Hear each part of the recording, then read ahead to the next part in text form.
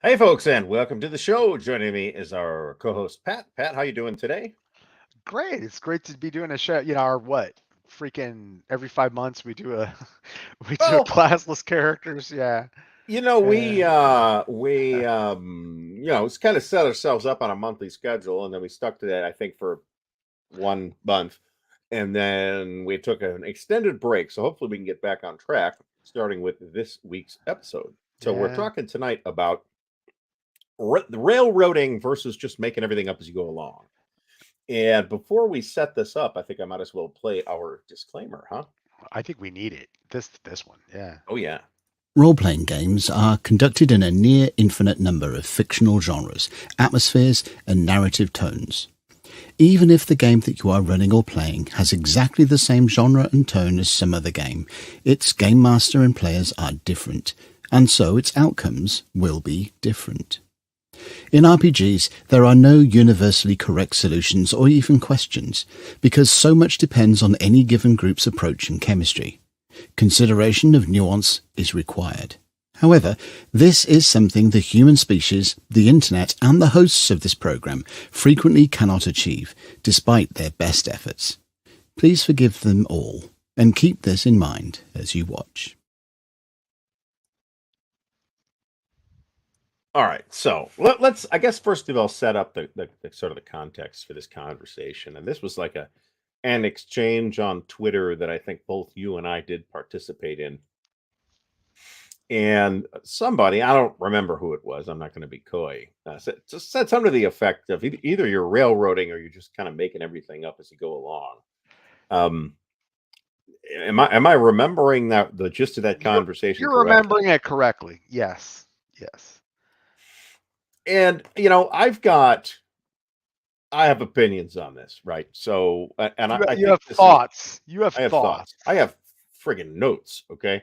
All right. Extended, especially for this show. But before we get into that, I feel like this is a false dichotomy on at least three different levels.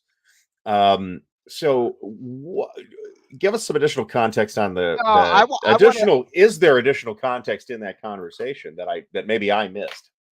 I want you to go, man. You just go with your three false dichotomies. I want go off, and we'll All right. just. So the classic way to portray railroading is as a dichotomy, a binary choice between you have sandboxes and you have railroads. And in a railroad, it's a set story, and this is the story, and you cannot deviate from it or it screws things up. And the game master is kind of in charge of making sure everybody sticks to the story. Or you have a sandbox, in which case all the decisions are being made by the players, that like strategic level decisions, you have complete freedom in principle to do what you want to do. In actual practice, this is not a binary choice, right? There's a spectrum with player choice at the one end and no player choice at the other end. And almost all RPG campaigns or sessions fall somewhere in that spectrum. Some of them skew one way, some of them skew the other. But it's not like it's 100% sandbox or 100% railroad, and that's it. And I suspect that anybody that kind of thinks that hasn't thought it through or has had limited exposure to other kinds of games that are maybe not the kinds of games they normally play, right? And we see a lot of this in various quarters of D&D, but it's a universal thing. The other thing is that a railroad is not the same thing as a linear adventure. Okay, lots of adventures are linear. Most of the many dungeon crawls are linear. Yeah, you could go right or left, but is that a meaningful choice? Not really. And therefore, you might as well just roll it randomly. The odds we go even, evens we go left. There's not a real decision there. You're just making a call, and it's arbitrary. There are many examples of individual adventures or campaigns that are very linear that still give freedom and agency to the players in that context. There are many examples that don't, right?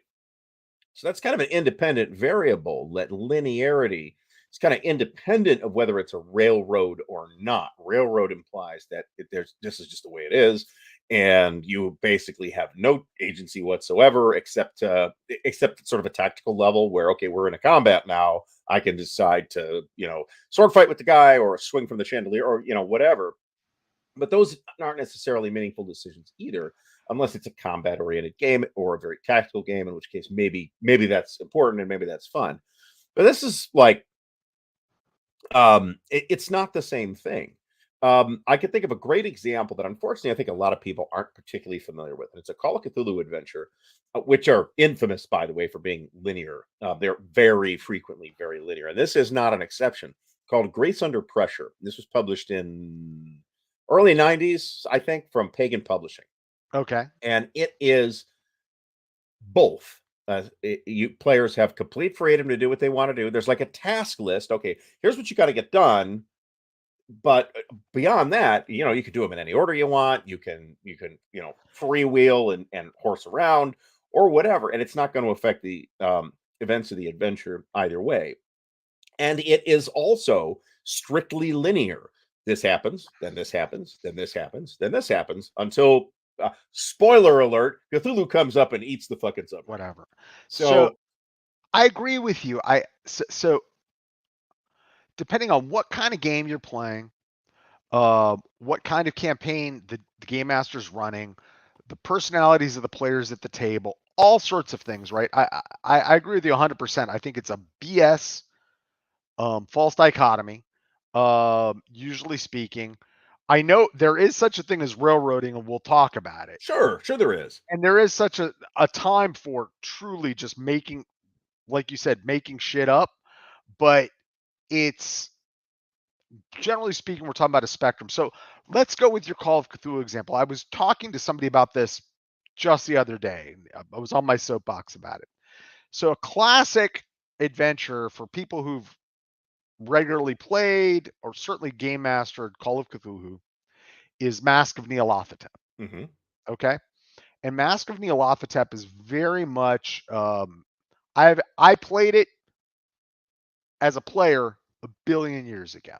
Okay. But it's, I would argue it to Call of Cthulhu. It's almost like, Keep on the Borderlands, or, it's a very well known. It's been, if you Googled, I bet you it's been reprinted 7 or 8 times, 7 or 8 It's times. set many times. Yeah, there's a current version as well. Right. Like I'm saying, even within editions of Cthulhu, it's been, refreshed, etc.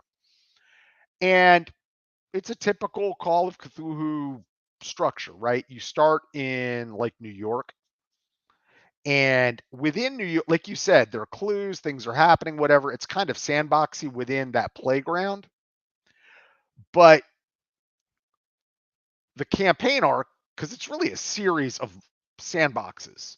Mm-hmm. A series of linked adventures. Right. You're supposed to go, spoilers, okay? You're supposed to go to London next. But very frequently, always in this adventure, because of clues, the party wants to go to Shanghai. So, and that's an example of like playground, but it's a railroad to London. So that's where it gets weird. Okay. So sure, it's linear. It's supposed to go there. But if the player characters want to go to Shanghai, what are you supposed to do as the game master? Tell them like, there are just no liners available for the next 2 months to go to Shanghai.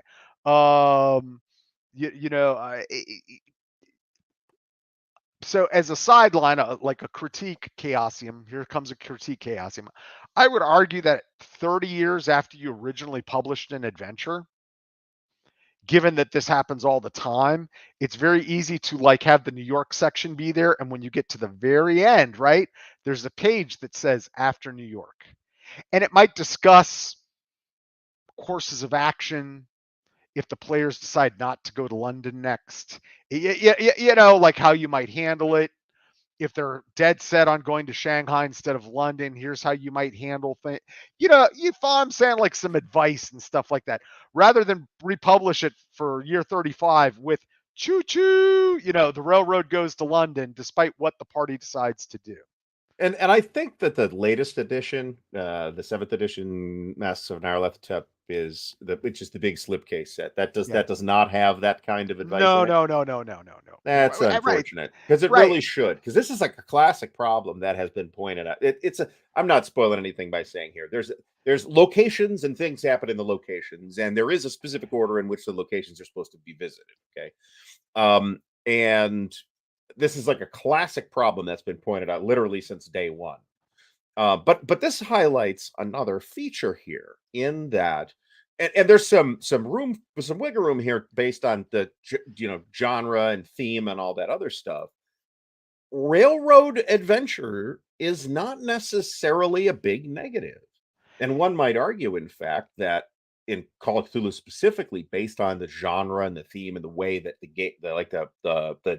play paradigm of Call of Cthulhu, that it works better in that game than it would in many other games. I actually, like I said though, I wouldn't call nuance, right? I wouldn't call what they're doing a railroad.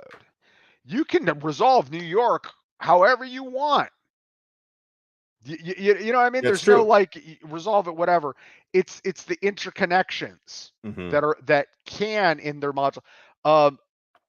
Without getting it spoilers, Seth Skorkowski recently reviewed. I knew I never play it, so I spoiled it for myself. A Pulp Cthulhu adventure with multi locations, etc. And his players absolutely went out of order. So the game master's left with two choices. You can, when given an adventure arc like that, okay, you can continually try to herd them in the direction they're supposed to go, herd the cats, or you can roll with it, and they go to a different location, fine. Oh, I might need to make materials outside of the adventure because they want to go to this place that's not even dealt with. Make materials, or you could just herd them back on the tracks. But I don't really see that essential structure as being a railroad. To be that honest, if you're saying really the party can do whatever they want, like if we had an adventure that was like New York, Mexico, Hawaii, okay, the three locations. If you could do whatever you wanted in New York, that's just a structure for a setting that's in the modern world somehow. And you're doing a multi-location adventure. It could be, that Cthulhu does it, but that's a classic, that's the classic James Bond structure, right? That's true. Right. You're going to do a movie. You're going to have three locations. In a role-playing game, I think it's a two-way street from a publisher and a game master. It's up to the game master and his party and what they'll tolerate in terms of whether he'll let them go off the path. The goal would have to be, you got to get back on this path because it goes to Mexico. You know what I mean? From New York, so you may follow some other information in an example like that to London, but those clues should then point the people back to Mexico. That's what you're going to try to do. Even if they go off it. But I think from a publisher, it doesn't cost if you've play tested the thing correctly. Because playtests would usually point this sort of stuff out. And one cannot accuse Masters of Nyarlathotep of not having been thoroughly playtested at right. this point, 30 years It's on. a wonderful, awesome, fantastic adventure arc. I highly recommend anybody doing Cthulhu who really wants to take on like a big campaign arc, grab it and run it. It is fantastic. So my criticism is a critique of how to make something better that's fantastic. But agreed, I would think after 35 years-ish of playtesting, knowing that this is a persistent problem, that just literally having like game master notes in between the chapters about how to deal if they go out of order and stuff like that, ain't that crazy. No, I don't think so. Right? But this highlights another piece of nuance here that I think often gets lost in this conversation about railroad bad. Which is that you really need to look at it at like certain levels within the campaign. So to bring in like wargaming terminology here, you got your tactical level, which is, okay, we get in a fight or we're conducting this interpersonal dialogue, versus operational level, which is kind of we're at this location, we're deciding what we're doing. And then sort of the strategic level where, okay, major decision point in the campaign, we have to decide what to do. And you may see linearity at any of those levels, most rarely at the tactical level. But you see that too, right? You see that in a host of classic D&D adventures. Tomb of Horrors is infamous for this, where there is literally one friggin' way to beat the encounter, whatever it is. And that's what the book says. There's only one way to do it. That's the same thing, right? It's the same phenomenon that we're seeing, the removal of player choice in determining what comes next and how that's going to proceed. But you typically, though, in running combats, for example, you have complete freedom as to what you can do based on what the character sheet says. In terms of kind of figuring out your path through the current adventure compartment, if you will, you normally have some level of freedom. And in something like Masters of Nyarlathotep, it's at the kind of that top level where you have the whole campaign is kind of this series of containers, and it is the parts of the campaign that link the containers that are linear. To some extent, I think the containers are linear too, because there are clues. And Yeah, but finding the clues is dependent on making the rolls. And if everybody craps their pants on the rolls, then you got no clue, literally. But to go into, and there are a lot of techniques to deal with this that don't keep it linear. I highly recommend anybody who's really interested in this stuff, go to, shout out to the Alexandrian who we were talking about before this podcast, Justin Alexander, where like he's had a blog. He's been in the community forever. He used to do a lot of reviews back on RPGNet, back on the day before RPGNet became a toxic hell like every place else, like Board Game Geek or every place else. But he recommends, and it's most good Cthulhu modules use this technique. Like if you're running a mystery, you have a 3-clue rule. You've always got 3 clues that are going to lead towards X, and it just generally guarantees. It's a good way to, you'd never want like a single point of failure, that you got one clue, and if they don't get it, it's simple as that. Similarly to nice job, Gary. Right. You always want, for every logical leap, if you're writing a mystery type of thing, you want 3 clues. But aside from it, like he's got a rumination on railroading that I reread, like a multi-part blog thing, when we decided to have this conversation. And it's essentially that, like, there is a spectrum between sandbox and narrative, right, that we just discussed. But when are you railroading? Well, you're railroading when, whether it be a pre-written module or the GM is running the content, when there's only one way to go about how to do something. So like, the bad guys leave in a ship, a sailing ship, and the module presumes that the player characters have to follow that ship. That is the sort of thing, rather than like, there are a lot other ways to deal with it. Maybe there are clues about where that ship was bound. Maybe they have other things in the module they can investigate. But if the entire crux of the module is around the player characters have to book their own ship and follow that ship, that's what gets you into railroad trouble. If that makes any sense, whether it be a linear module or a sandbox module. And I agree with you about the different levels, and they're going to have different levels of granularity in terms of like sandboxiness or linearness. And that's kind of how so I'm running this. I don't want to go on and on about lore, but we'll just talk concept. I'm running this like huge fantasy sandbox GURPS campaign that I wanted to be very grounded, and I wanted the player characters to be able to have all the bells and whistles of not OSR play. They've got a background. They know who they are. They know what their characters are like, all that sort of stuff, but still completely empower party and player choice. Well, I had to be very linear when it came to like grand strategy. What is this world like? Mm-hmm. Why does magic X, Y, and Z happen? Like a meta, like above like setting, like a cosmology level that I thought always think of as grand strategy. Once that happened, we started to build the campaign. Things in the world started to get populated based on people making characters. Hey, I've got a patron, or I've got an ally, or I've got a duty. You know what I mean? And it builds organizations and builds things up and makes the world more interesting. Mm-hmm. But I had to do quite a bit of framing before I got to the point that when the party started, they basically had three choices. Like the idea was they were going to explore an unknown continent. Mm-hmm. That's pretty sandboxy in concept, but it would have been railroady for me to send them to one place. You have complete freedom to explore this content, but you have to go here.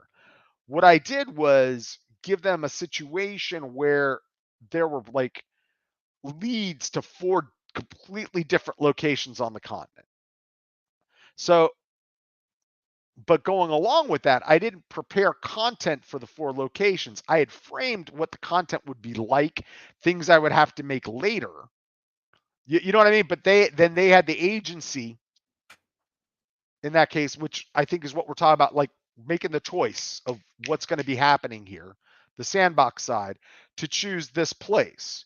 But once they chose that that's the route they wanted to take, it became very linear. As far, you can't like undo the choice, and part of that built into that campaign was logistics, all sorts of stuff that they needed to do to get there kind of glued them into that.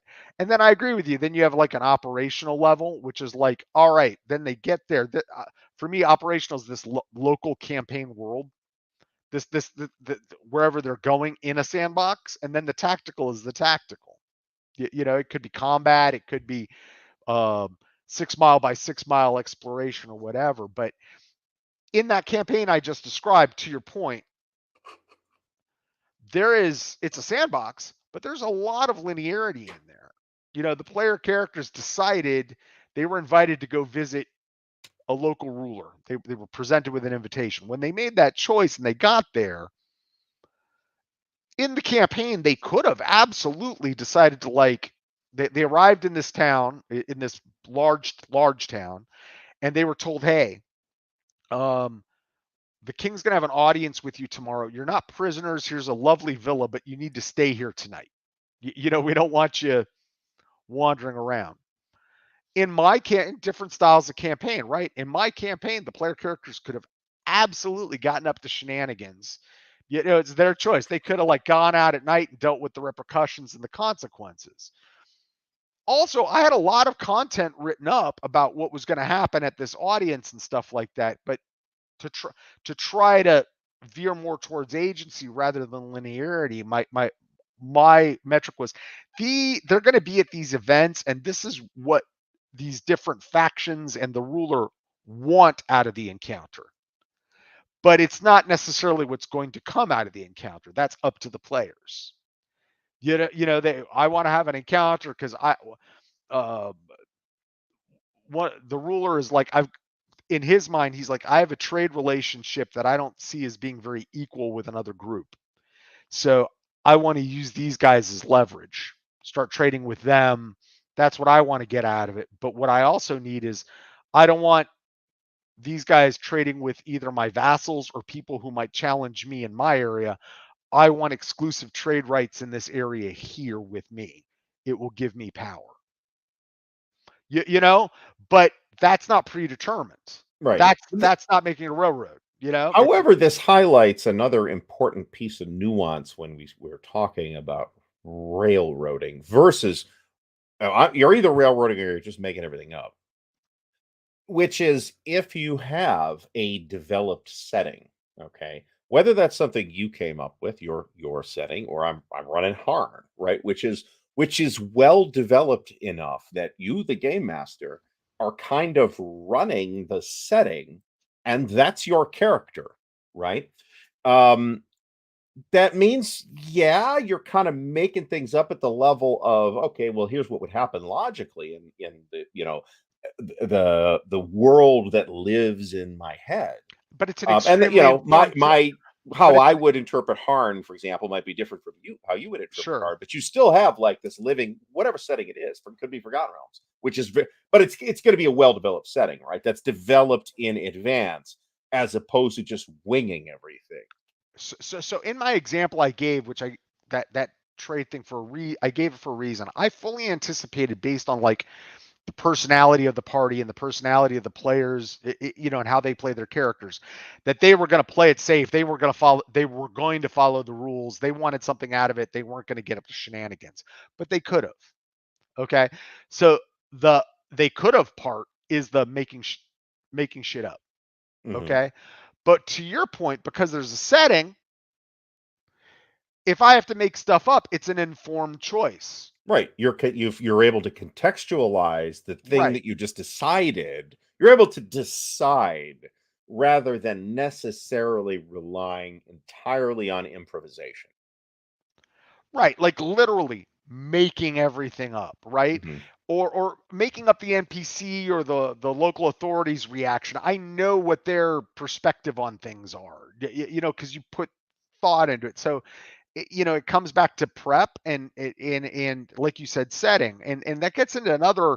There's a presumption, I think, in especially because of the huge wave of new players and new game masters coming into the hobby via 5e. I think the hobby for a while has been in a land where the vast majority, so the biggest kid on the block, as it always has been, is D&D. Okay. And then the second biggest kid on the block is, you could say, Pathfinder, Paizo. Okay. Sure. But which is D&D. Right. So. But it has a setting. It does have an explicit setting. It does. 5e has a Forgotten Realms setting. Okay. But the way the game itself is written, you can observe with setting like that. Okay. And then you have a huge panoply of other fantasy systems that are either grouping them into very basic categories that are either OSR like or that are like New School like, that don't even have their own setting really. They're kind of tapping into, they're saying play in a D&D setting, whatever you choose. Literally. Those are the that's a large portion of what's happening in the hobby. There are some OSR I call, the Bro SR, etc., who literally will tell you that having a setting is stealing from player agency. That's true. And I think that's an unsupportable position, but it's certainly it's valid as a as a stylistic choice. This is how I want to run things. Okay, then if that's working for you, great, good for you. I friggin' hate running like that personally. I would never. There were a bunch of people I reached out to that I'll keep private, who were, respected in the community, published and whatever. And I asked them the same question, and all of them told me the same thing. They couldn't conceive of running a campaign without a setting. Now that setting could be as simple as, and I think a lot of it for the new wave of people coming in the hobby is sometimes things look overwhelming. So they go online on YouTube, and all these people that I'm about to name check, I think are fantastic. And they'll see like Matt Colville, or they'll see. Funny you should mention him. I'll get back to that. Or they'll see like the what is it, the dungeon guys or whatever, and they'll talk about world building. And it looks neat, but my God, it's a lot of work. You're building a world from scratch. Or they may even watch like the Greyhawk Gronyard, who tells you about Greyhawk, and then all these modules that populated these specific locations in the world and stuff. You know what I mean? So it becomes this dense wall of lore. So they look at it and they say, "Oh my God, I could either do all this work like crazy ass Pat does with his GURPS campaign, okay, or my God, I've got to learn all this lore that this Greyhawk Grindyard guys tell me about. Don't get me wrong, I think he's fantastic and his channel's great and it's interesting, but they don't understand the use of the setting. When Greyhawk, for instance, was published, it didn't have all this lore. It had two books that were really basic with 2 paragraphs, and the whole thing was to facilitate you doing like your, here's a basic 20 hex map, and here's like a bigger map of like a country and adjacent kingdoms, have at it. Yeah, that original Greyhawk folio, I think, is actually very clever and very deliberately done to serve as kind of this pretty loose meta structure in which you could hang all your own stuff. Right. And it got away from that under other stewardship, as we know. But I mean, the Greyhawk Grunyard is that's his shtick, right? He's the Greyhawk fella. Right, So you know, he ought to be the Greyhawk lore guy. But the setting wasn't originally developed for that. Right. And that's my only point, is he's the lore and he's great at it, whatever. But in terms of like the practical usage of it, you know what I mean? To a whole new wave of players, they're seeing a dense wall. That's dense wall of lore, build your own, all this stuff that could go into building your own world, etc. Rather than just like, hey, this is how you would just get this one book. Like, here's a 50-page book. It's really with a map. It's there so that when the players, if you're running like a hex crawl build, like let their hex crawling, let their dungeon crawling build the world sort of campaign. When the players are like, hey, where can we sell all this armor and sword, all this stuff that we got from clearing this stuff? You can just, instead of you having to do everything, you can just look and be like, well, there's a city called blah blah. There's a city called Big City on this map, right? And it's like, well, how far away is it? It's about 50 miles away. And then you do what you want with Big City. You could, but like like you were saying, the folio was like, there are some selected big cities. There's there's 2-3 paragraph descriptions of what's happening in the kingdom. Lets the GM define it as they will. A basic map. Mystara was like, there are a lot of settings that were like that. And that's true. Mystara was like that too originally, but that got away from that maybe more quickly than Greyhawk did in the long run. But without going down the specific lore routes here, I'm just talking big conceptually. There are some games that have the setting baked in, right? So if you're playing like Mask of Nyarlathotep, it's 1920s Earth. That's your setting. Don't got to worry about a setting.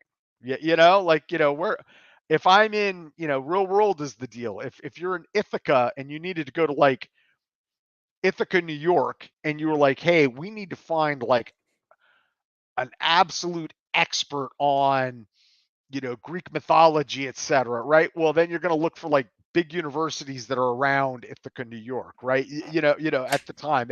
So it's a pretty simple answer.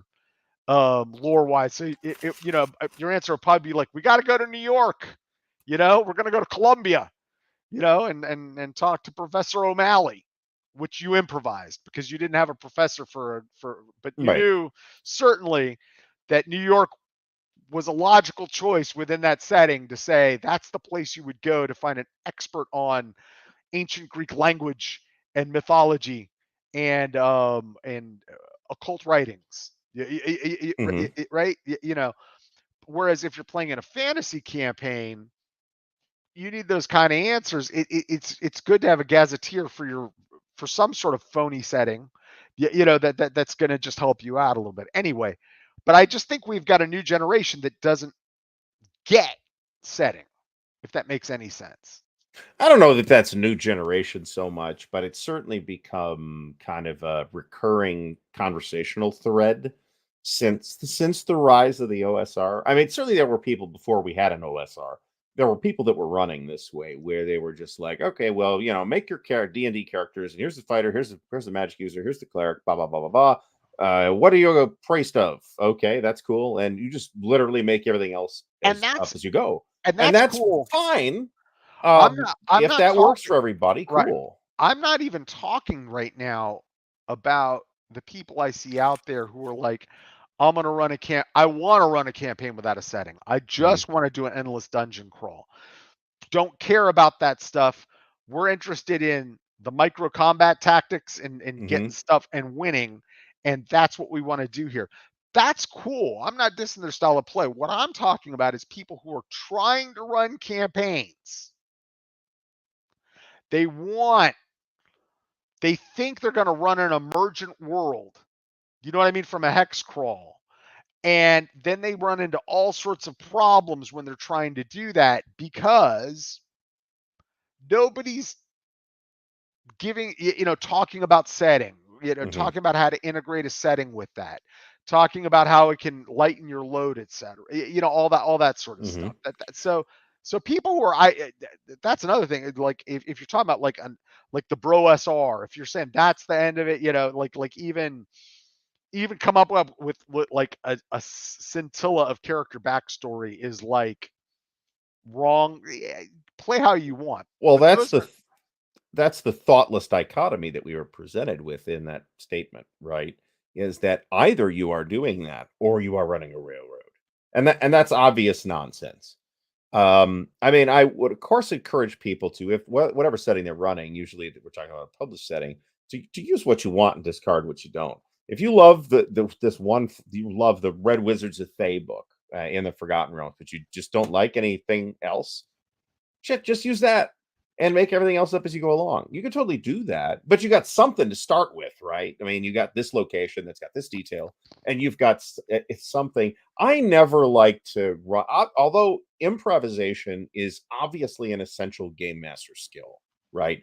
I never like to wholly rely on improvisation, whether it's from okay, here's how I'm going to run this adventure, or it is a choice of now I'm deciding what system I want to use because I don't want to have to just make everything up as I go. That's a personal choice. But that's again, it's completely independent of it is a railroad. That strikes me as a thing that somebody who's never played anything other than D&D would say. And only a limited experience with different playstyles within D&D for that matter, because even D&D is more flexible than that.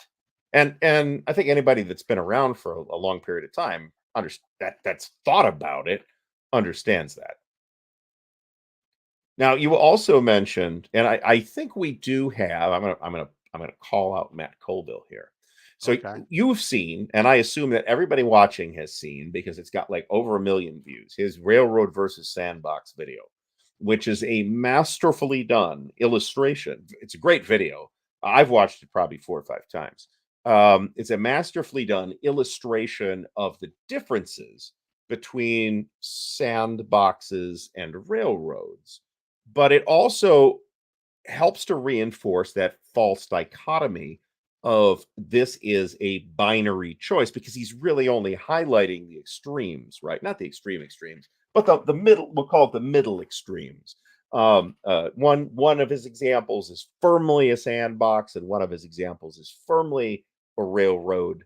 Right. And there's a whole spectrum that exists on both ends beyond those examples that he gets in. Again, it's a masterfully done video. And Matt, we love you, but I do think that's contributed to some extent to some folks' misunderstanding of what I know Matt understands this, right?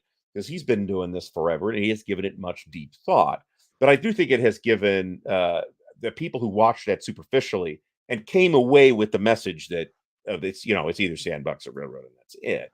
And there's like 15 different axes on which you can measure an RPG campaign or quantify it in some way if we were to attach like numerical scales to these things. And there's an entire space of these dimensions, and every campaign is going to fall in a different, somewhere else in that space.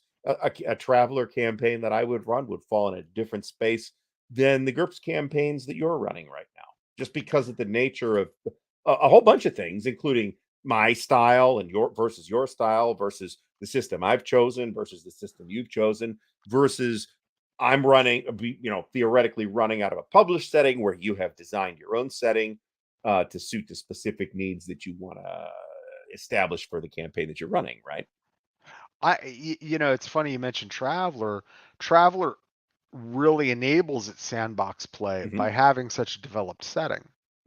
That's true. I can literally say, okay, where are you going to go? You're on Regina. Where are you going next? And I pull up Traveler map. I literally, when I eventually do it, I've literally got an old tablet that has been wiped and repurposed to do nothing other than run Traveler map. And I'll hand them, and here's the map. Where you want to go? And then when they go there, do I know anything about that in advance? Nope. But I can look the numbers up, and it gives me that context. And if I really want to, I can drill down into the wiki article on that place and see what the official setting has to say. But if I don't want to do that, I don't have to do that. I can make, if I think there's a different and more interesting interpretation of what all those numbers mean that the setting gives me, I'll run with that. Hell. So, but yeah, some systems certainly naturally lend themselves better on one part of that spectrum, right? Call of Cthulhu is a counterexample. It is fundamentally structured as a mystery. Okay, yes, Cthulhu might come up and eat you, but it's a mystery. You're in a place and shit's happening, and there are clues, and you want to find the clues to figure out what to do next. That is a mystery structure. That is much more linear than, okay, where do you want to point? Where do you want to plot a jump course to next? But operationally, so back to our terms, operationally, it's more linear. I would argue that you can have a multifaceted mystery that really isn't super linear. But having said that, there's nothing you could conceivably, I've thought about that, like this very example, you could absolutely run a Cthulhu campaign where you're basically running it as a sandbox. But you've got to start at the point where on Earth, like let's say you could run it in the 20s, you could run it in the 50s, whenever. But you start off you saying, hey, there are these organizations that are doing things. So you can sandbox your way. The sandbox part of the campaign is not literally like rediscovering New Guinea. We know New Guinea exists, right? So we always associate sandboxing with like a fantasy campaign. It could be, there's some fantasy adjacent. It could be a post-apocalyptic. It could be whatever. Player characters, kind of independent of genre. Right. In a science fiction universe of crash land on a planet, no tools, don't really know what's going on. Sandbox, right? The sandbox in this case is what's going on with these cults and supernatural, like dealing and engaging with that. And then the level, so as a grand strategy level. And then the strategic level is your group, however they coalesce together, going and digging into these horrible things that are happening and to try to stop them.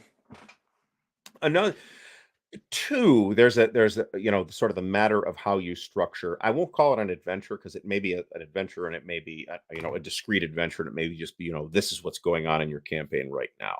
There are innumerable examples of Call of Cthulhu adventures that are structured like this, but I was introduced to it in a product that you have seen because I sent you to it, County Mordara from the Powers and Perils RPG from Avalon Hill back in the 80s. Okay, now this is maybe not a great RPG that you would run today, but it's got some really neat stuff in it.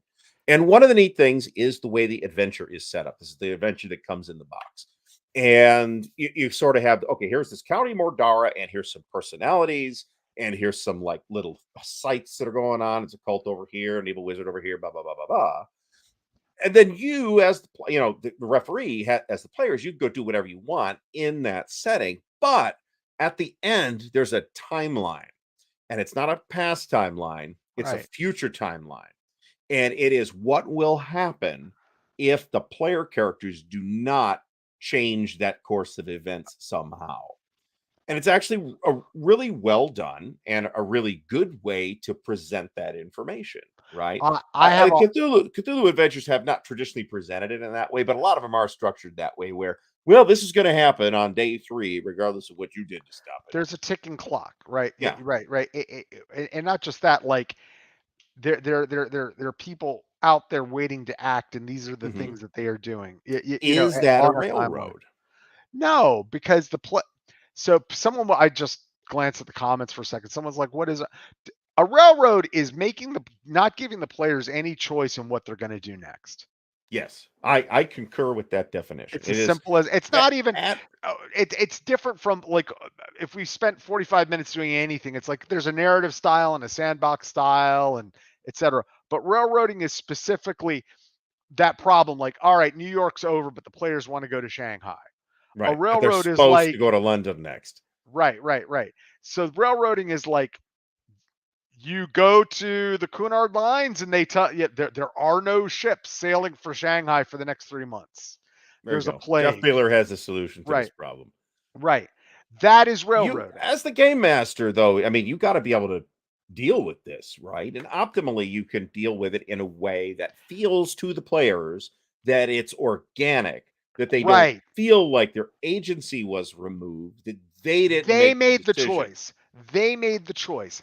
That's the key, right? Yes. So if you've got a group of players who are like, well, let's wire, maybe can we take a liner to Mexico and then to China? Eventually, as a GM, you're going to have two choices. You can herd them towards the content that you want them to go to. And this is a personal choice for every GM out there. I will not do that. I hate that. I hate it when it's done to me in a game. It's as simple as that. And I will not herd them towards the content. If the player characters were determined to get on a liner, go to Veracruz, and then get a liner to Shanghai, so be it. I will, There's a huge variable here, though, that is game master skill. That a good game master with this skill can make the decision feel like it was a player decision, when in fact there were some little pokes here and there. Or a good game master can make a completely linear adventure feel completely non-linear. And maybe that's just a matter of overwhelming the players with so much stuff's going on that they don't have time to think about how I really don't make any decisions here except run away from the Cthulhu or not. And again, that's not a real decision. And yes, Simo, Horror on the Orient Express is the railroadiest adventure that ever railroaded, literally. So they had for Top Secret, there was a Orient Express module that was actually pretty fantastic. Some of the Top Secret modules were actually quite good. What they did with that was, it was great for like a link, between other content you might be providing. What they provided you was a random module generator to run just on this map. Something that's happening here. I think they provided you with like 5 to 8, something like that, different scenarios already that could be happening on that train. So it was wonderful in the sense that, like, the players could show up, and even if somebody, had accidentally read the module, or like, oh no, I played in it before, you could run it again. And I would call that like an example of like a content creation tool too, right? That is, okay, I'm not sure what to do here. Of course, I think the funniest Top Secret adventure is, and I could be getting the name of the ship wrong, is the one that takes place on the Andrea Doria that gets hijacked. It is. And then like 2 years later, the Andrea Doria got hijacked and the FBI came knocking to TSR. And that's not a good event. Well, it depends. No, it's not. But it's at least an example, a pretty good example, I think, of okay, you take an ocean liner to Shanghai and oh shit, it just got hijacked, right? So it's that would be a railroad. Interstitial. It might be. It could, well, it may be, maybe not. If it gets hijacked and it gets rerouted to London, then yes. If it's just a thing that happens on the way to wherever you were going, then possibly not. I'm talking about the going to London part, but yeah, you are clubbed from behind. A bag is put over your head, and you wake up in London. Yes. What do you do? I try to go to Shanghai. Right. That's what I'm saying. And then the game masters who will come out of who will make statements like, well, the players should like go where the content. I've never but the understood players need that.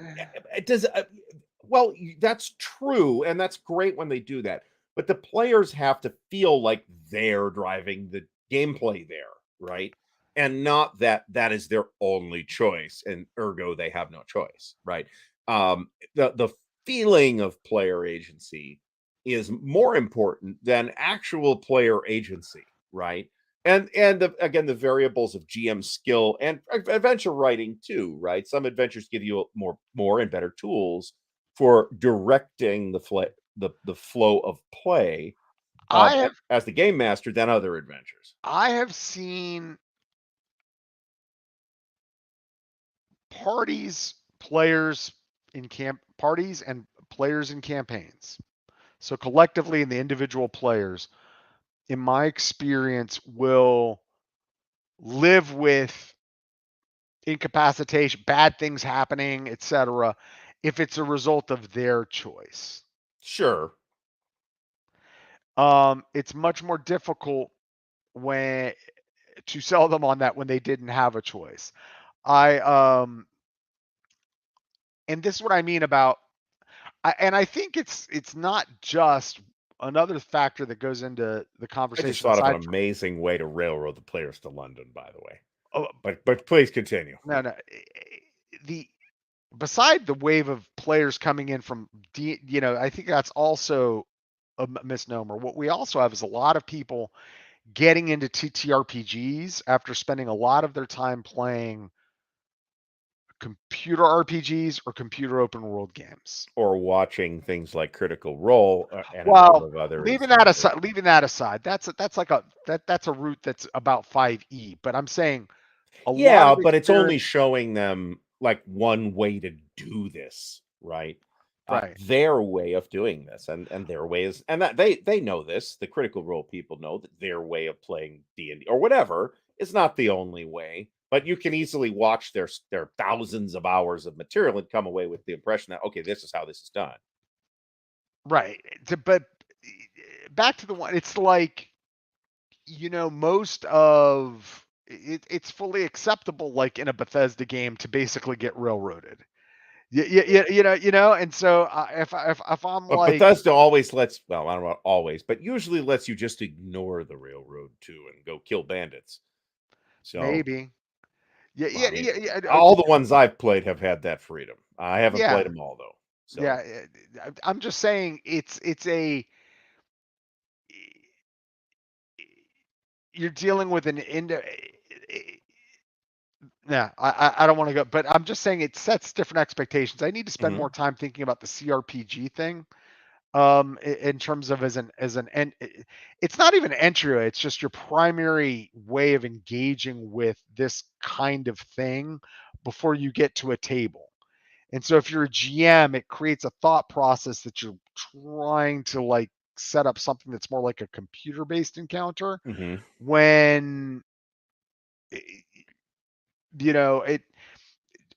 you can be more open about it and less linear. It's sometimes I think it's okay to write something up a little less like from jump, be it for publication or for your players.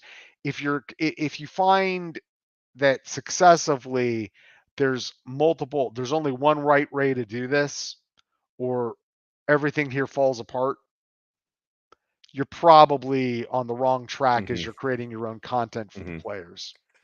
A pretty good topic for a future show might be computer RPGs versus RPGs, right? And I'd have to give that some thought, because we've all seen the comparisons. Fourth edition D&D was just basically turning it into an MMORPG, and I'm pretty sure that every person that said that never played an MMORPG, because I did. And while there's some mechanical sort of, I don't want to say mechanical, there's some tonal things that I think did come from there. There's also a lot of nuance in that space that might not be obvious to people who were not deeply immersed in both things, and they are pretty different fundamentally. I think it's a matter of what people would call variably more simulationist versus I wouldn't even call it gamist or narrativist, a trad RPG approach. Some people call it trad RPG to like, there are a lot of new games out there that actually emulate a lot of the things 4E was trying to do, which had, like you said, had nothing to do with an MMO. It was more about having these more game mechanics to resolve things that used to be done in a more simulationist way, in an effort to lighten the load of both of the rules and provide different ways to engage with a TTRPG. I'd put that a little. I think I agree, but I'd put that a little differently. And I think a lot of the design impetus behind 4E, which is, by the way, another topic that could get its own show or series of shows, was explicitly recognizing the resource management elements of D&D and really doubling down on those. And thus, I think it felt to a lot of people like more mechanical than other versions of D&D. And less unstructured, because there's a certain unstructuredness that you can have in a tabletop RPG that is very rare in a computer RPG, for example. I mean, if you're going to go play Pillars of Eternity, right? Okay, well, this is the story, and you're just going to go step by step by step by step by step by step through the story. And yeah, you might be able to wander off and do a side thing here, or wander in this other direction and do a side thing there, but you're going through a story that is a structured story, and that holds true of all, not 100%, because there's a big exception to this. Stuff like the Baldur's Gate games and the Mass Effect games and the Dragon Age games and stuff like that. And a lot of those are very content rich, like the Dragon Age games, for example. There's like tons of side stuff to do, but fundamentally, you sooner or later kind of got to get back on the main path, right? For example, Skyrim or Oblivion, you don't really have to do that. You do kind of want to follow the main path up to a point, but after that, fuck it. You don't, if you don't want to do it, you don't do it. I just want to go kill bandits. There's a lot of, and I think 4E, you start to see more and more of this as time went on, although there are always outlier earlier examples.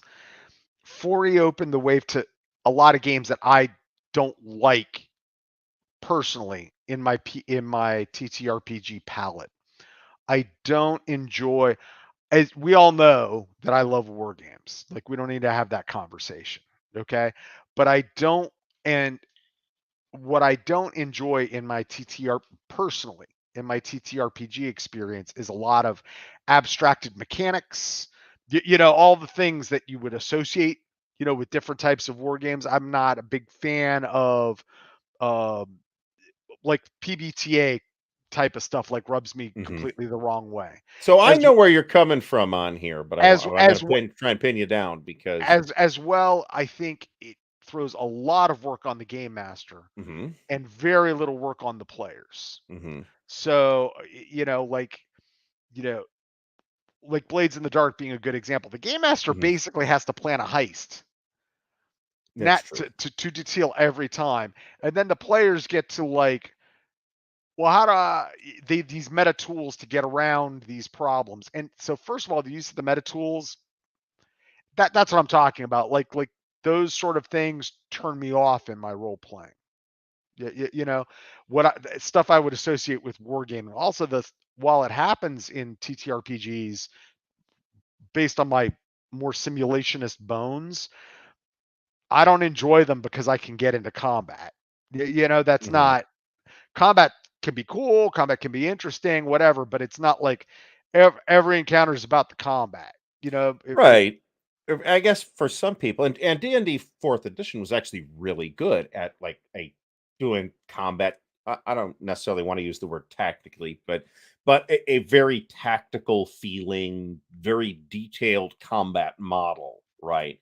That was kind of explicitly implied that you really want to run it on a grid as well. What, therefore, D&D? for 4th edition specifically. And therefore, I don't blame people. First of all, they should drop the grids just because Gary and Dave were buying graph paper in 74. Because well, I mean, those guys used miniatures, right? Those guys were miniatures guys. They would have used hexes if they could have gotten hexes, but they didn't. They had to use grid. So there you It's go. a You know lot what I mean? easier to draw your own square grid than hex grid. That's Right. true.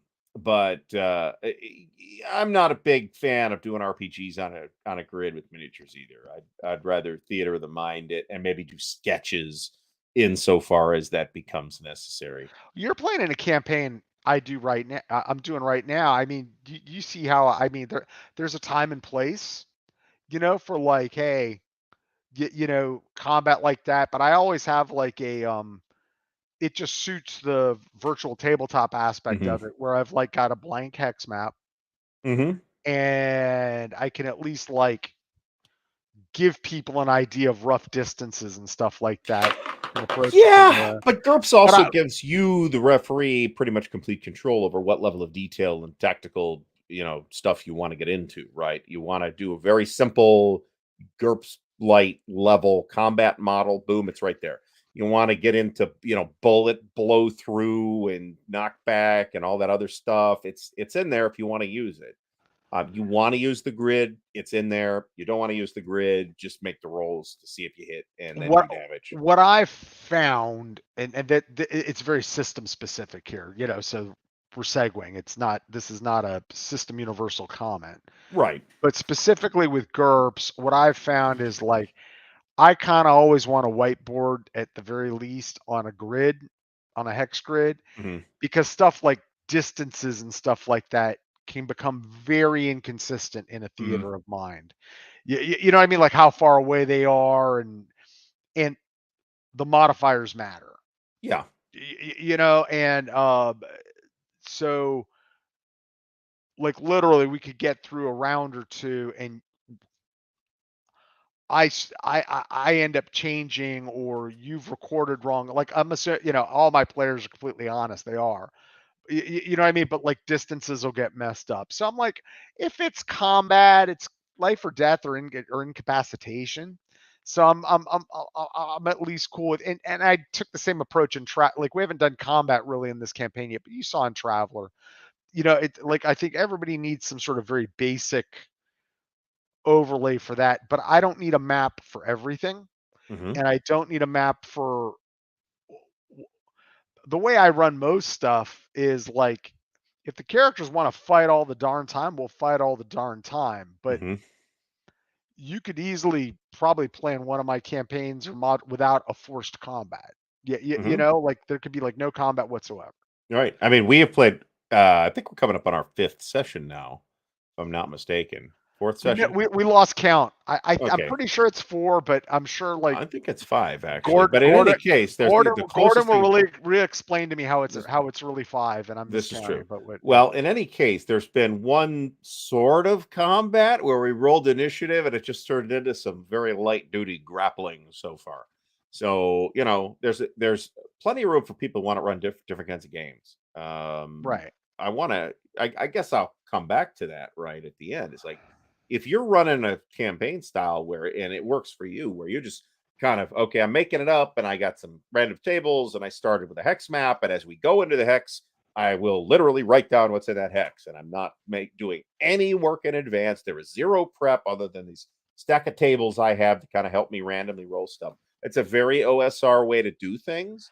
That's not my preference for OSR, and it's definitely not my preference for how to do a campaign, because I think you run the risk of losing suspension of disbelief, right? You're going to end up without having worked the stuff out in advance, inevitably due to fatigue or player interaction or whatever.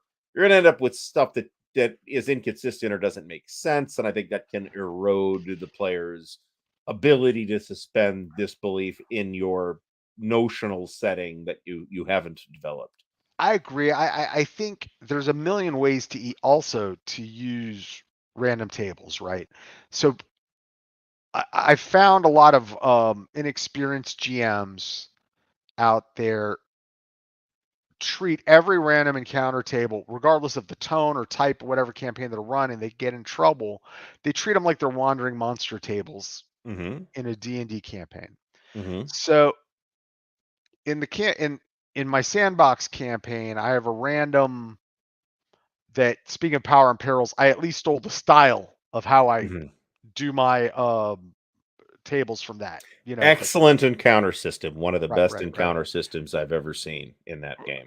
So what I did was like just kind of did away with what they had and recreated it and said, well, like the way they in their system, as you know, they have like oh, you're in forest night and day, right? I just said you're in this region, part of the region, that's my encounter table. Right. Okay.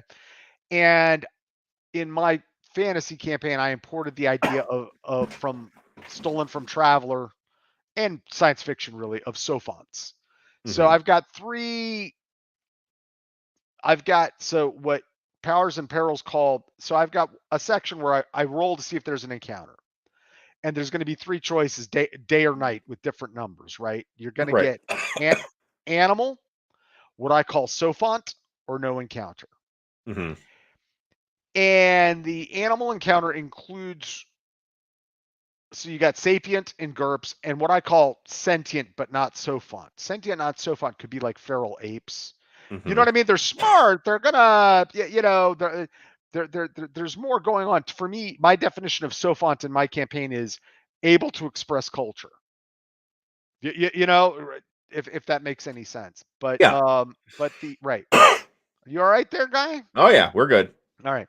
So, but having said that, I very frequently during a travel period, I'll make an encounter roll. And if it's not so sometimes, for instance, like I won't give you lore names. I'll just give you some like examples. So party being tiger.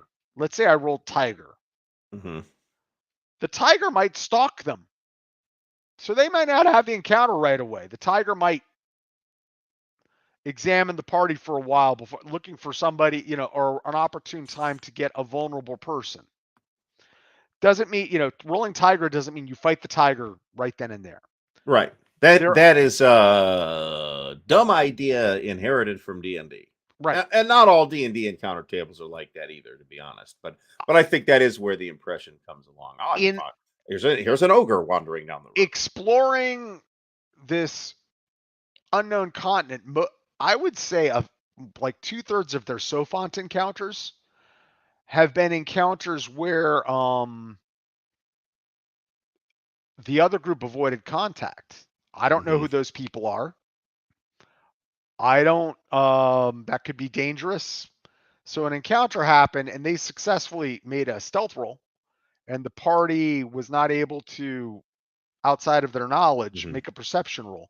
So for them, it was perceived as no encounter. A great example of that, it specifically was, there was an encounter while they were in a longboat away from a brigantine, like sailing along a coast, and the other group avoided contact. But when they landed, they discovered like small people footprints and evidence of a canoe being dragged in like quite recently by their naturalist. So they knew that people were about, added to the atmosphere of like, hey, like a spooky atmosphere. But it wasn't like hello, because I immediately, based on my roles, I'm like, yeah, these people, they don't know who the party is. They're gonna if they can avoid contact because they don't know if it's gonna be dangerous or not. I'd have to go look at some of the classic D&D wilderness adventures to see how intelligently I would consider those encounter tables to be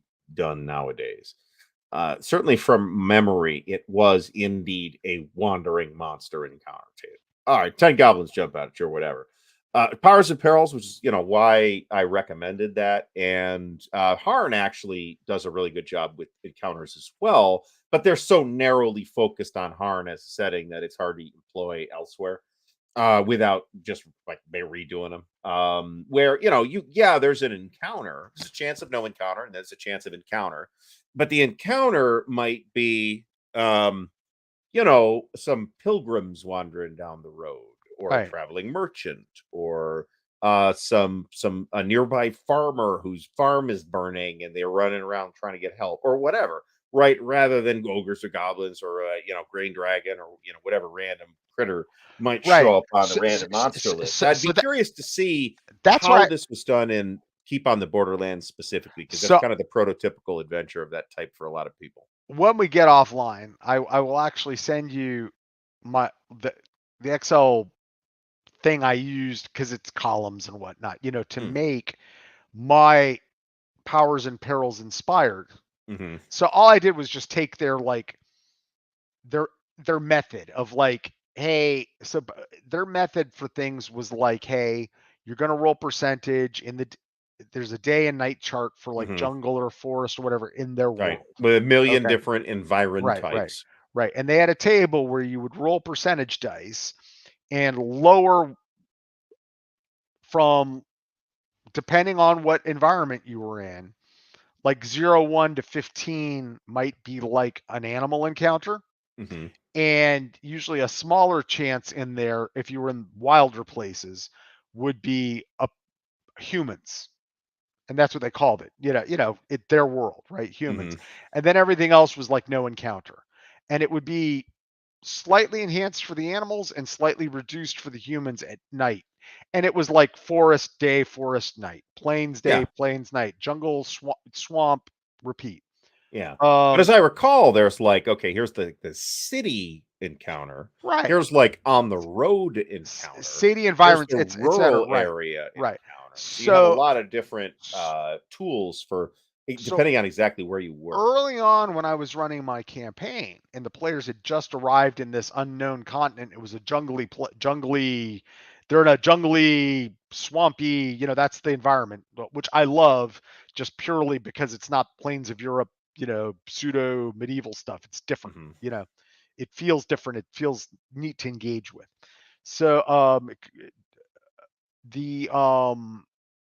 I wrote out their swamp and their jungle for about 2 or 3 sessions while I was coming up with, because remember back to, we were talking about like, oh, they chose to go to the south. Well, now I need to make content. I've got ideas, but I got to make content. You're always going to have gaps. And one of my gaps was, well, I need to come up with a bestiary. Well, for this area, well, I, beg, borrow, steal, from stuff, but whatever. But GURPS, I need some more monsters. Get an idea of monsters in this, and within the whole area of the map, I'm like, all right, I see it as being like we were saying, forest, blah blah, mountains, that Powers and Perils did it. I see this as being, there's a lowland swamp area, there's a jungle area, and then there's like a mountain jungle area, big picture on my map, right? So I'm going to need 3 areas, and I might add in other creatures, but I use their method of that. And to your point, when I roll sophonts, right, it's like, is it single or is it multiple? But I tied it to the people that exist in my setting, not they're humans, right? That sort of thing. And but I'll send it to you. But it's but my point, but back to the one, is that's an example where I used another setting materials that was good enough. I would have gotten an answer and then I could improv it, or I'm like, okay, I rolled alligators and I'm cool with it. Whatever it might be.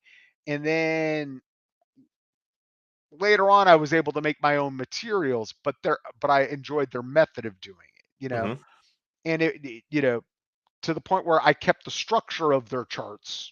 I felt they were adequate enough choices, and didn't really get into the numerical ludography of like changing the numbers and stuff right now. Right. Yeah, right. But plugging and playing different things into those locations. So, all right, folks, I think we are closing in on the end of our run here. Let me see if we got any additional questions that we want to answer. Why do we need a disclaimer? Well, somebody was going to be offended, so we made a disclaimer. And we get to see that and you get to see cute bunny footage. And this isn't about war games. This isn't about war games. That's true. War games are not here. And we have hardly mentioned, well, we have mentioned war games, but and these are live. And I think we have, over the course of the conversation, a number of other potential show topics have arisen. So we're going to try and do another one of these in roughly a month, after which my time should be a little bit freer than there is right now. So I would like to thank everybody for coming out today. We had pretty good attendance considering this is in the middle of Sunday afternoon and it's a holiday weekend, and we'll see how the video does. So thanks, Pat, for helping run this thing, and we'll see everybody again before too long, hopefully. Take care.